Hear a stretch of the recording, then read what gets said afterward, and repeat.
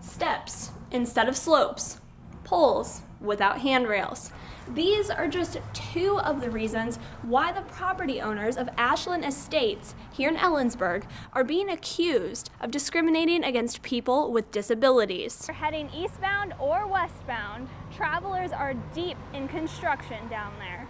But in just a couple months, they'll be able to rise above it with the new avalanche bridge.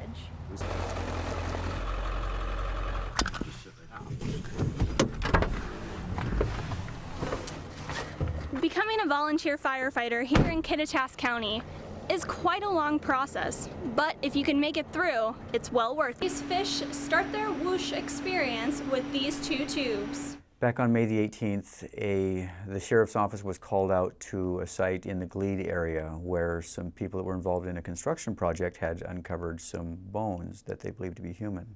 And those bones belonged to Samantha Rios, the woman who had been missing for nearly 30 years.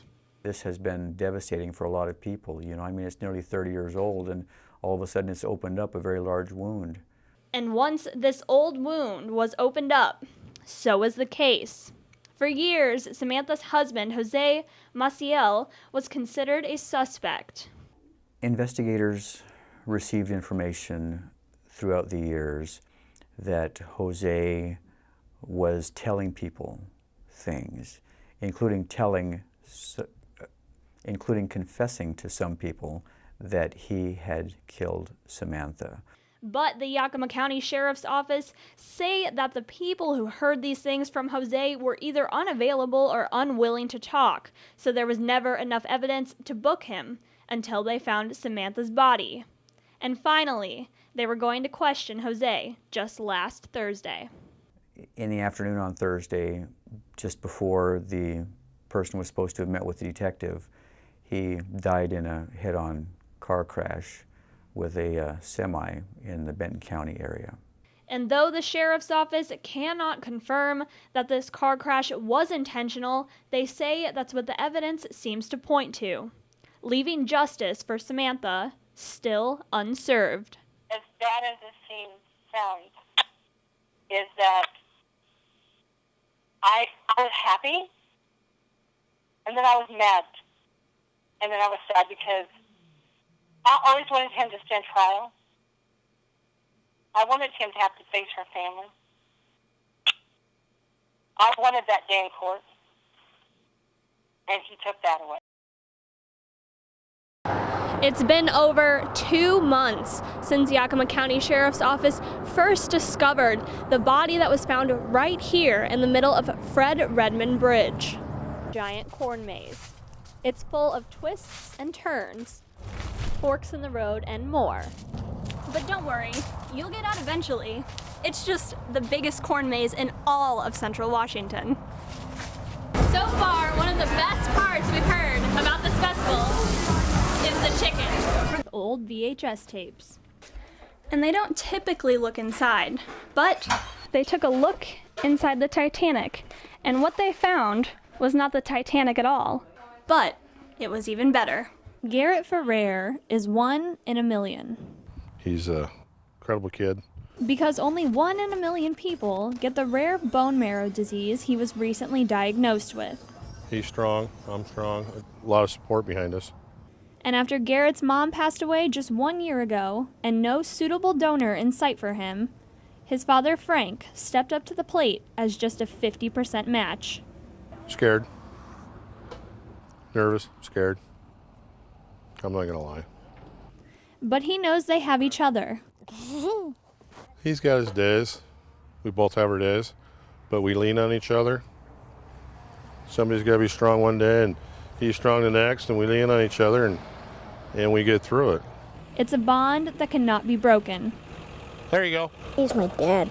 Well, yeah, but I mean, we do everything together. He's my best friend. And they are both so grateful to the amazing community they live in. I like to thank Ellensburg for everybody that's helped and stand behind us. It's not about the money, it's the support. And when all is said and done, everything's going to be fine. And when we get out of here, we're going to turn and burn. the life of a young female gymnast. It's a pretty ordinary one. There's ups, there's downs, and of course obstacles. But there's always a way to leap forward. It's fun almost to be scared in this sport. It's adrenaline.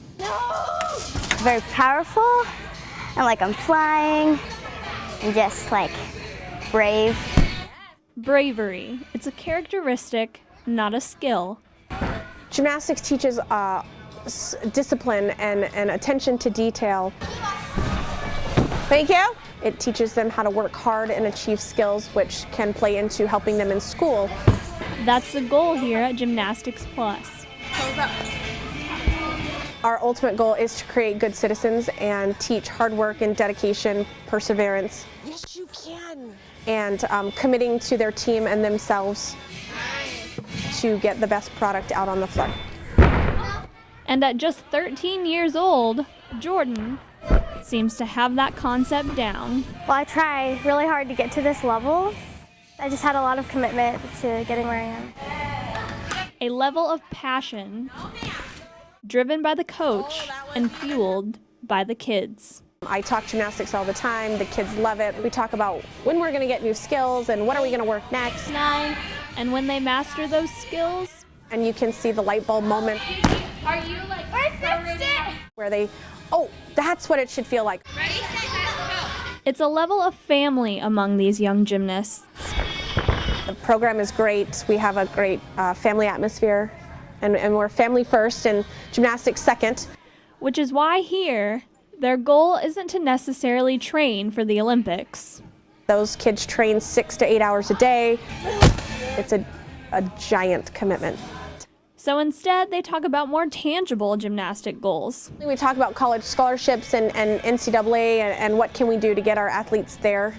And they're fine with that. I really want to do college gymnastics. Well, UW, because that's where all my brothers and sisters have gone.